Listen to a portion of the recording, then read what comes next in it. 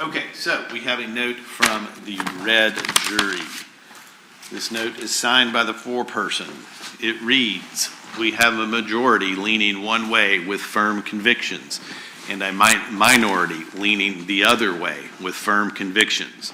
We feel we have evaluated the evidence and we are not able to make a unanimous decision." So, our only choices at this point are to declare a mistrial or to give the deadlock instruction. State? Counsel for Defendant Johnson?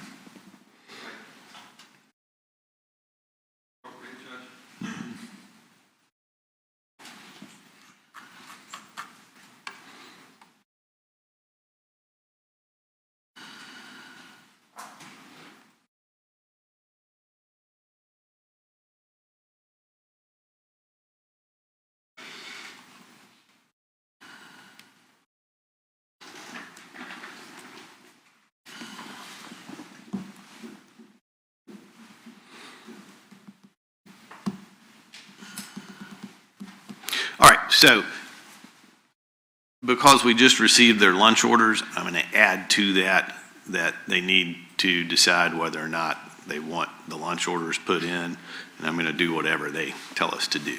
All right, is everybody ready to bring the red jury in?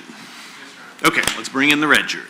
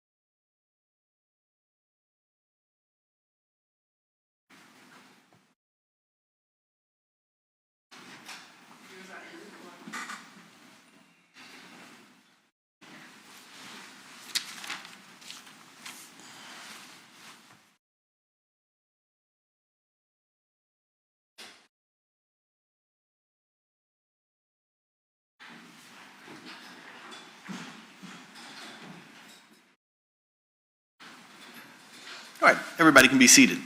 So, members of the jury, I've received a note signed by the foreperson. That note says we have a majority leaning one way with firm convictions and a minority leaning the other way with firm convictions.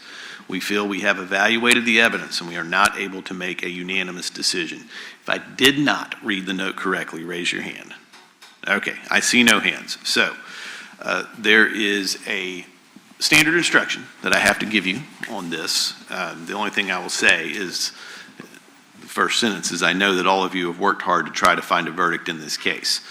I can't emphasize that enough. I know what you're doing. It apparently has been impossible for you so far. Sometimes an early vote before discussion can make it hard to reach an agreement about the case later. The vote, not the discussion, might make it hard to see all sides of the case. We are all aware that it is legally permissible for a jury to disagree. There are two things a jury can lawfully do: agree on a verdict or disagree on what the facts of the case may truly be. There's nothing to disagree about on the law. The law is as I told you. If you have any disagreements about the law, I should clear them up for you now. That should be my problem, not yours. If you disagree over what you believe the evidence show, then only you can resolve that conflict if it is to be resolved. I have only one request of you. By law, I cannot demand this of you, but I want you to go back into the jury room. Then, taking turns, tell each of the other jurors about any weaknesses of your own position. You should not interrupt each other or comment on each other's views until each of you has had a chance to talk. After you have done that, if you simply cannot reach a verdict, then return to the courtroom, and I will declare this case mistried and will discharge you with my sincere appreciation for your services.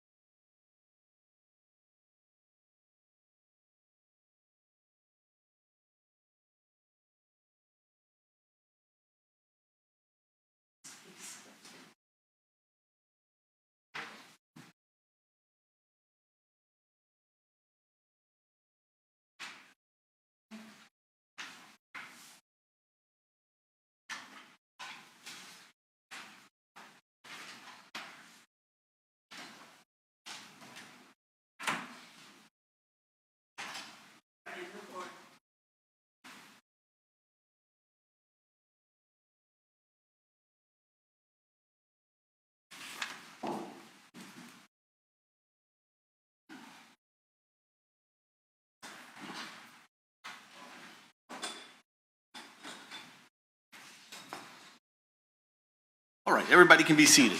So, members of the jury, I've received your note signed by the foreperson. It says, after further discussions, we are not able to come to a unanimous decision. If I didn't read that correctly, raise your hand. All right, I see no hands.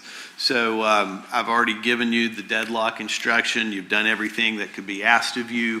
And you haven't been able to reach a unanimous verdict. Obviously, all the verdicts have to be unanimous one way or another. I'm going to declare mistrial, and I want to thank you very much for the time and the attention that you have given to this matter. You've even got one of your members who had to cancel travel plans that were made well ahead of time. Can't thank you enough for doing your civic duty. It is incredibly important. This is a very heavy and weighty responsibility. So thank you for your time and your attention to this matter, and you can be discharged. Remember, as I said before, case is now over as it pertains to you. You can discuss it with anybody you want, but you never have to discuss it with anybody unless you want to. That decision is yours. All right, you can be discharged at this time.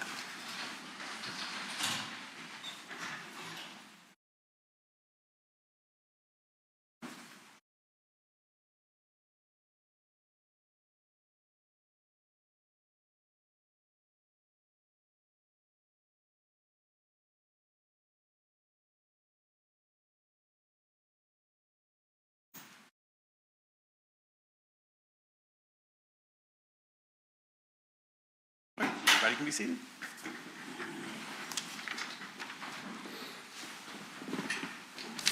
Mr. Eversole.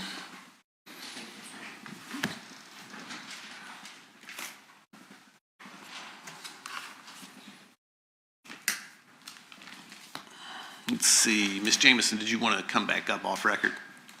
Yes, sir. All right, come on up.